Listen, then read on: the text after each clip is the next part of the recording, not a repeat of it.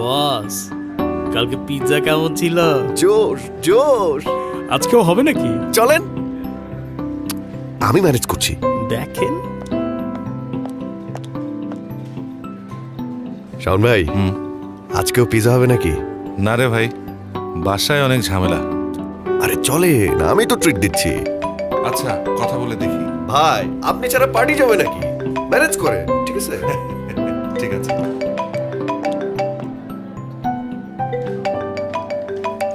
হ্যাঁ মা, বলো। দুপুরে খেয়েছিস বাবা? কেন? না মানে বলছিলাম যে মা, একটু তাড়াতাড়ি বলো। রাতে কি তুই বাসায় খাবি আজ? আচ্ছা, সেটা এখন কি করে বলি বলো তো? মা রাখি, কাজের অনেক প্রেশার। হ্যাঁ,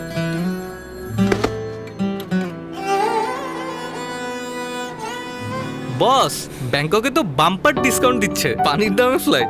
যাবেন নাকি? চলেন, আই হ্যাভ নো প্রবলেম। আপনি তাহলে একটু তৌফিক ভাইকে বলেন না। তৌফিক ভাইরে ম্যানেজ করার দায়িত্ব আমার। উনি গেলে হ্যাপি মজা হবে। অফার কিন্তু শেষ হয়ে যাবে বস। হ্যাঁ বলো। হ্যালো বাবা, হ্যাঁ মামুনি, তুমি কি করো? আমি তোমার ফোনের জন্য অপেক্ষা করি। তুমি খেয়েছো? আমি তো খেয়েছি, তুমি খেয়েছো? হ্যাঁ, আমি সে কখন খেয়েছি। আচ্ছা বাবা, বলো তো আমি মাকে কি সারপ্রাইজ দেব? তোমার যেটা পছন্দ তুমি সেটা সারপ্রাইজ দিবে বাবা। আচ্ছা, মাকে তাহলে একটা পেইন্টিং করে দেই। করো। তুমি আসার সময় একটা কেক নিয়ে আসবে কিন্তু। কেক? কেক কেন মামুনি? আরে আজকে মাদার্স ডে না, তুমি তো ভুলেই গেছো। আচ্ছা রাখলাম, তুমি কাজ করো, কেক আনতে ভুলো না কিন্তু।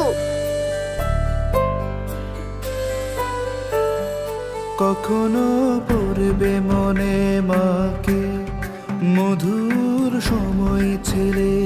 মায়ের সাথে আমাদের সম্পর্কটা সবার থেকে আলাদা, তাই আমরা কথাও বলি ভাবনা চিন্তা ছাড়া, একদম আলাদা একটা ভাষায়।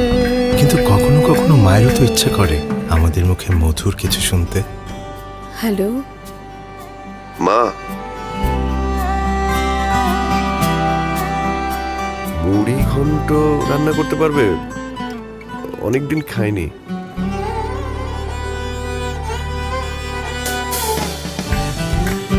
এই মাদার্স ডেতে মিষ্টি কিছু কথাই না হয় উপহার দিন মাকে।